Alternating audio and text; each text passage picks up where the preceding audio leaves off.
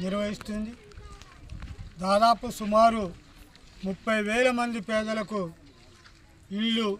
ఇళ్ళ స్థలాల కోసం పోరాటం చేసి విజయం సాధించింది.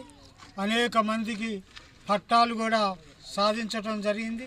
ఇటీవల కాలంలో అంటే 2022 ఈ ప్రాంతంలో కూడా జక్కలుద్దీన్లో పేదల కోసం పెద్ద ఎత్తున పోరాటం చేసి మేము విజయం సాధించాం.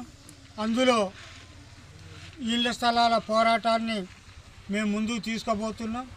అయితే ఈ జక్కలుద్దీన్లో కొన్ని కారణాలు ఇతరత్ర రీత్యా వీళ్ళు మా పార్టీ బయటికి పోయారు.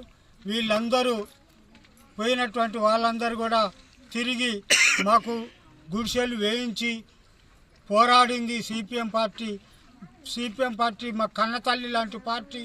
ఆ పార్టీలో ఉంటేనే మాకు పట్టాలు వస్తాయి, ఇతర సౌకర్యాలు కల్పించబడతాయని అలాంటి పోరు తల్లి పార్టీ అయినటువంటి సిపిఎం పార్టీలో మేము చేరుతామని తిరిగి సిపిఎం పార్టీకి రావటం జరిగింది.